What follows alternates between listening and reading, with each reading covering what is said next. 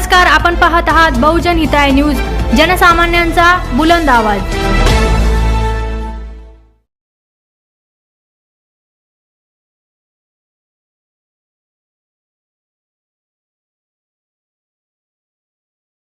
साहेबराव ठाकरे साहेब, आपण आहात का? पुढील पुरस्कार आहे श्रीनिवास अग्रवाल, यतेश अग्रवाल, डॉक्टर आपसा, प्रोफेसर डॉक्टर आपसा आहे। भूषण पाटील आहे, नीता मॅडम या, किती वेळ झाला मॅडम वाट बघतोय बघा पुरस्काराची या।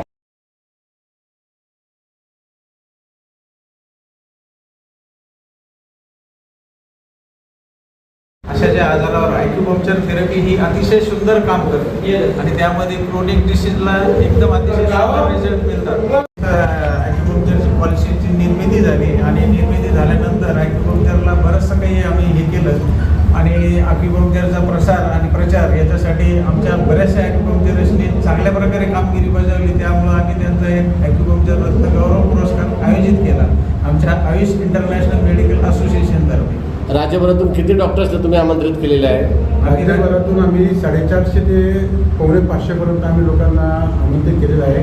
त्यापैकी आमच्याकडे 1200-1300 लोकांचं आमच्याकडे ॲप्लिकेशन आलं।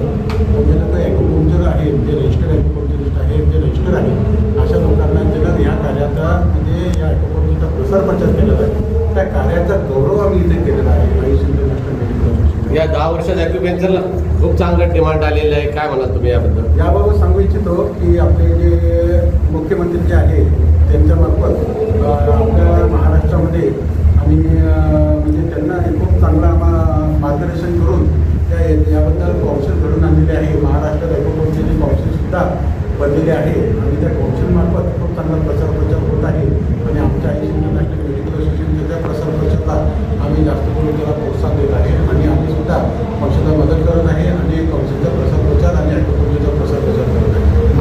जुनाट आणि गंभीर असे आजार ॲक्युपंक्चरद्वारे दुरुस्त केले जातात। हो, जुनाट आजारावर तर अतिशय सुंदररित्या ॲक्युपंक्चर काम करतं, जसं की पॅरालिसिस झालं, पेरिस झालं आणि सायटिका, स्लिप यावर ॲक्युपंक्चरने इतके सुंदर रिझल्ट आहे की मॅजिकल रिझल्ट आहे, त्यात शंकाच नाही। जॉईंट जे शरीरामध्ये हिप जॉईंट आहे, नी जॉईंट आहे, अँकल जॉईंट आहे, हो, बऱ्याचशा लोकांना आपल्या arrear shoulder, frozen shoulder, back पेनचा अतिशय भयंकर त्रास राहतो। ह्या औषध उपचारात बाकी व्याधीमध्ये किती आपण जाऊन थकलो, गोळ्या औषध घेऊन थकलो तर ते तात्पुरतं राहतं, पण ॲक्युपंक्चर थेरपीने त्या समूळ नष्ट होऊन जातं।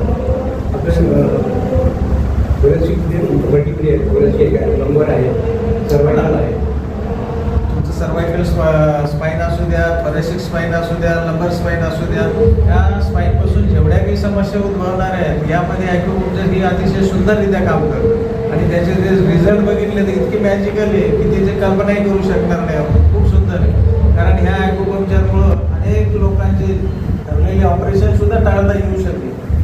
शासनाने अशाच शासनाने नवीन नियमावली तयार केलेली आहे, काय चेंजेस झाले मागच्या याच्यात नवीन नियमावली?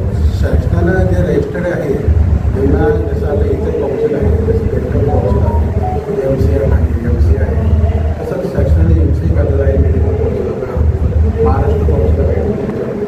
ते जे लोक रजिस्टर्ड ॲक्युपंक्चरिस्ट आहे त्याच्या नियमानुसार ते प्रॅक्टिस करू शकतात। ॲक्युपंक्चर आणि ॲक्युप्रेशरमध्ये काय डिफरन्स? तेच पॉईंट असतात। ॲक्युपंक्चरमध्ये सुई टोचल्या जाते पॉईंटवर आणि ॲक्युप्रेशरमध्ये त्या जागेवर प्रेशर दिलं जातं, हा त्यामधला डिफरन्स।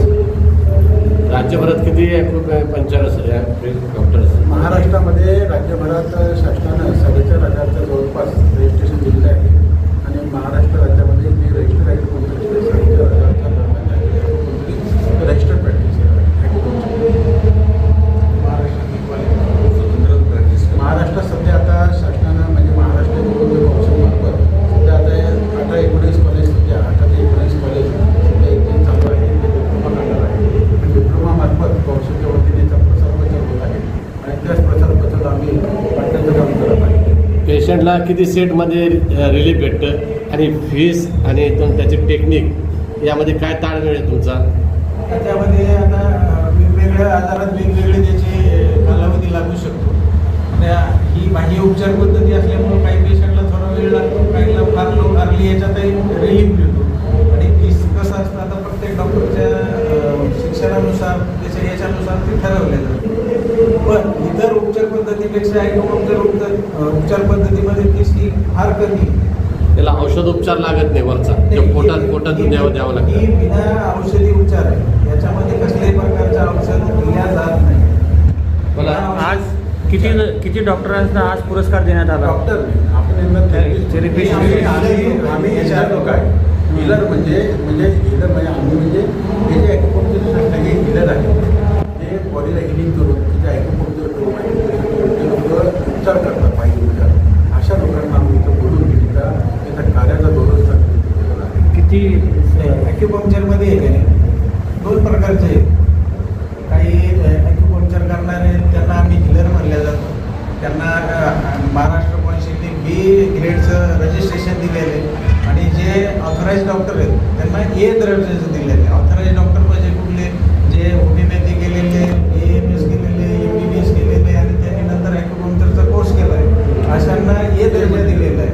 असे 2 प्रकारचे रजिस्ट्रेशन महाराष्ट्र कॉन्शियसने दिले आहेत.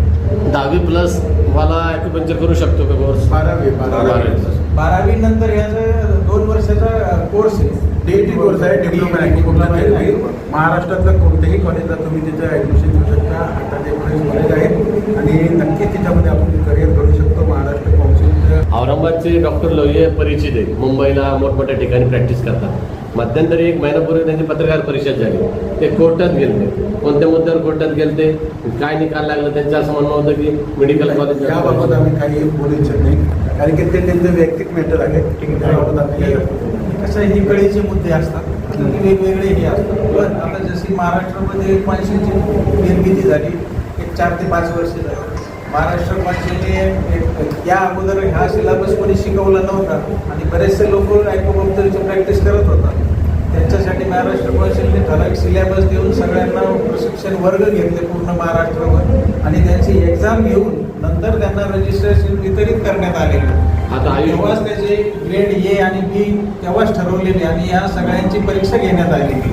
त्यांना 2 वर्ष सलग अभ्यासक्रम शिकून नंतर त्यांची एक्झाम घेतली कॉन्शियसने आणि नंतर त्यांना रजिस्ट्रेशन वितरित केलं. हा जो सत्कार होता जो आयुष कार्यकारिणी तुमचा ती एकटीच कार्यकारिणी एक राज्यभरात आमचे आयुष इंटरनॅशनल मेडिकल असोसिएशन हे खूप मोठं आहे. जवळपास राष्ट्रीय काँग्रेस 36 राज्यामध्ये कार्य करते.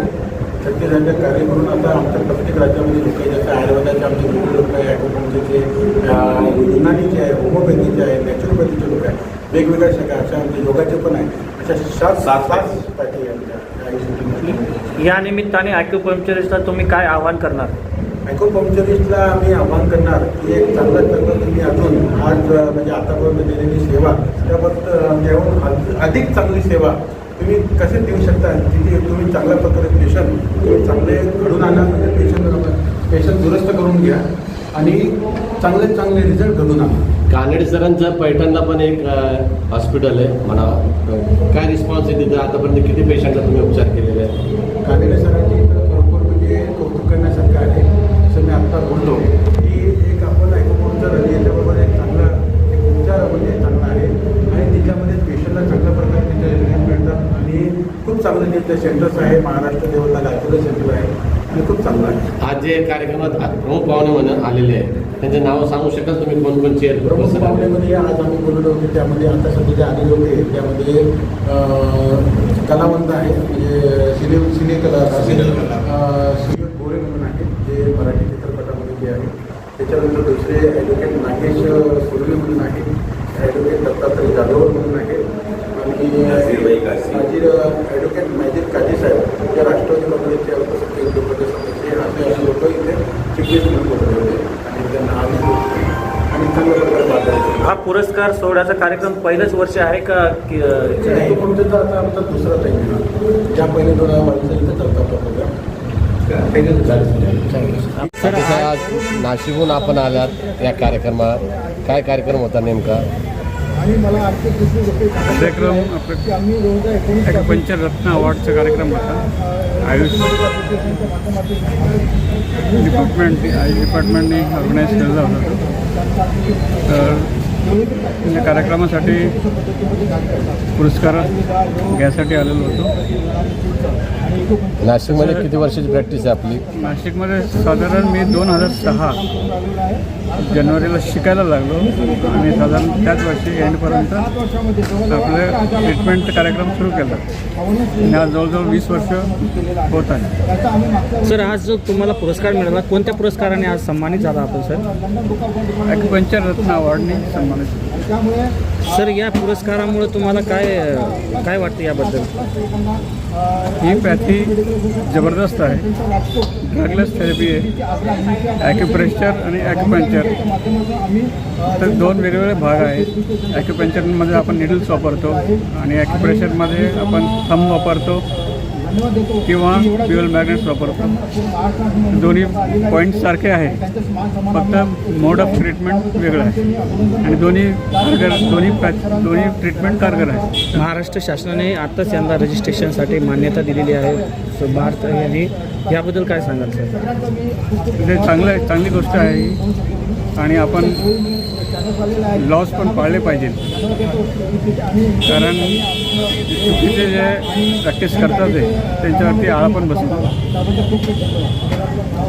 तुम्ही ॲक्युपंक्चरिस्टला तुम्ही काय आव्हान करणार? ही प्रॅक्टिस, वाचन आणि स्वतःवर उपचार, घरच्यांवर उपचार हे केले पाहिजे. अलीकडे या पॅथीला ॲक्युपंक्चर जे आहे या पॅथीला अलीकडे समाजामध्ये खूप चांगलं महत्त्व येत आहे. त्याबाबत काय करणार? ते रिझल्ट चांगले आहे. मेनली रिझल्ट पॅरालिसिस न्यूरोलॉजिकल ट्रीटमेंटवर. ॲक्युपंक्चर क्षेत्रामध्ये गेली 8 वर्ष झालं मी कार्य करत आहे आणि ह्या गोष्टीचा मला इतकं अभिमान वाटतो.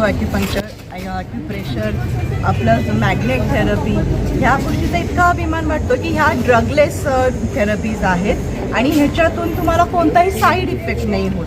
तुम्हाला जो काही होईल तो खूप बेस्टच रिझल्ट मिळणार. ॲलोपॅथिकला मी अजिबात मना करत नाही, कारण ते इतकी सडनली तुम्हाला ज्यावेळेला अगदी ॲक्यूट कंडिशनमध्ये फ्रॅक्चर असेल तुम्हाला ॲलोपॅथिकच वाचवू शकतो.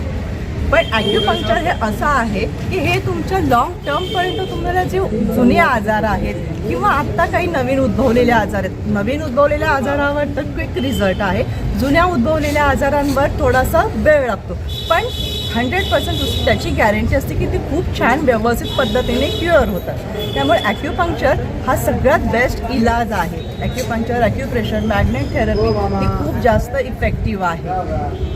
बरं, ह्याचा तुम्हाला साईड इफेक्ट नसल्यामुळे तुम्ही ह्याला अगदी बिंदास करू शकता. ह्याला अशी काही अट नाही आहे की तुम्हाला सकाळचंच केलं पाहिजे किंवा रात्रीचंच केलं पाहिजे, दुपारचं, असं काही अट नाही आहे. तुम्ही तुमच्या ज्या वेळेला जमेल त्या वेळेला तुम्ही ह्या सगळ्या थेरपी करू शकता आणि ही एकदम नॅचरल हिलिंग प्रोसेस आहे. ज्या पद्धतीने आपलं शरीर 5 तत्वाने बनलेलं आहे तर आपल्या शरीरामध्ये सुद्धा ह्याच 5 तत्वाचा खूप प्रभाव असतो आणि ह्याच 5 तत्वांमध्ये जर आपण ॲक्युपंक्चर मेरिडियन्स असतात, त्याला फक्त जे कुठेतरी स्टकिंग झालेलं असते, एनर्जी ब्लॉक असते, ती ओपन केली की हे 5 तत्वसुद्धा खूप बॅलन्स होतात.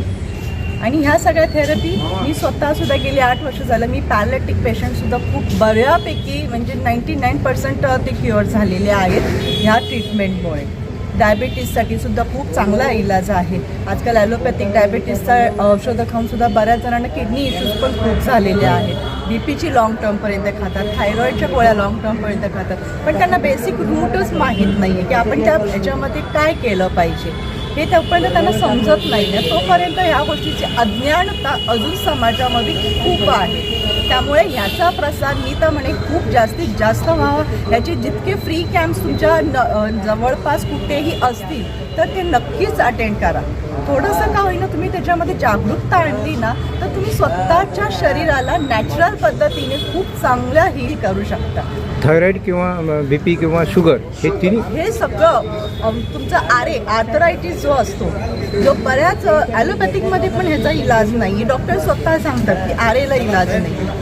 रिमोटॉइड आर्थरायटिस आहे ना तर ह्याचा काही इलाज नाही. सगळं ह्याच्यामध्ये ते सांगतात. पण जर आरे म्हणजे काय हे जर तुम्ही रूट कॉजवर जर केला तर तुम्हाला कळू शकतं की रुमॅटॉइड आर्थरायटिस किंवा थायरॉइड, डायबिटीज हे आजार तुम्हाला का उद्भवतात, कशामुळे उद्भवतात, ह्याचं जर तुम्हाला मूळ कारण कळलं ना तर ह्या आजारातून तुम्ही स्वतःला हील करू शकता. ह्याच्यासाठी मी तर म्हणजे जास्तीत जास्त लोकांनी ही पद्धत शिकूनही घ्या. प्रत्येक घरामध्ये एक ॲक्युपंक्चरिस्ट किंवा एक थेरपिस्ट असा असेल ना, त्या घरामध्ये 50% तरी औषधं तुमच्या घरातनं बंद होती. आपलं पूर्ण नाव सांगा मॅडम. माझं नाव आहे विजया रमेश जाधव. मी नवी मुंबई पाशी कोपरखेना इथे राहते. माझं कोपरखेना सेक्टर 19ला माझं स्वतःचं क्लिनिक आहे आणि मी घनसोलीला राजेंद्र आश्रम आहे सेक्टर 4ला. मी तिथे खूप प्रॅक्टिस केली आणि तिथे मला जेवढे पेशंट मिळाले ना, मी या सगळ्याच्या अनुभवावरून सांगते की त्यांचे एकेकाचे थायरॉईड जे 5वर होतं, ॲलोपॅथिकच्या औषधामुळे त्यांचे थायरॉईड 75 गेली 5 वर्ष औषधं खात आहेत आणि नंतर मग त्यांना किडनीचं आजार, किडनीचे वरचं रेनल स्वेलिंग हे सगळं तिथे त्यांना दाखवायला लागले. म्हणजे हे सगळं होतं. तर मी हे सगळ्यांना सांगेन की प्रत्येक घरामध्ये एक तरी थेरपिस्ट असेल जो स्वतःच्या शरीराला नॅचरल पद्धतीने हील करा. शेवटी तुम्ही प्लास्टिकचं काय पाण्यामध्ये विघटन होत नाही, तसंच तुमचे ॲलोपॅथिक मेडिसिन पाण्यामध्ये विघटत नाही, तसं ते शरीरात सुद्धा डायल्यूट होत नाही. शरीर नॅचरल पद्धतीने तर नॅचरल पद्धतीने चाललं पाहिजे. वैशाली, मैं acupuncture, acupressure, magnet therapy, cupping therapy ये करती हूँ और इससे लोगों को नेचुरल हील हो रहे, जैसे कि कफ, पित्त, वायु ये दोष बैलेंस होते हैं ना, इससे तो अपनी बॉडी अच्छे से चलने लगती है. तो ये एक्यूपंक्चर, एक्यूप्रेशर वो सबको आई थिंक करवाना चाहिए. मेडिसिन पहले लेने से पहले हम ये भी ट्राई कर सकते हैं. फिर तो जिसको स्पीड में कुछ ऐसा करना है तो उसके लिए एलोपैथिक भी है. तो ये एक्यूपंक्चर, एक्यूप्रेशर आप सभी को करवाना चाहिए और जहाँ पे भी सेंटर है तो वहाँ पे प्लीज़ एक बार जाइए और करवाइए, तो आपको समझ में आएगा कि कैसे हील हो रही है नेचुरल पद्धति से अपनी बॉडी. तो बस आपका शुभ नाम बोलिए. गीता केतन भानुशाली, पलावा से. मैं वहीं पे प्रैक्टिस करती हूँ और दो मिरेकल एक्यूपॉइंट्स चलाती हूँ. Thank you.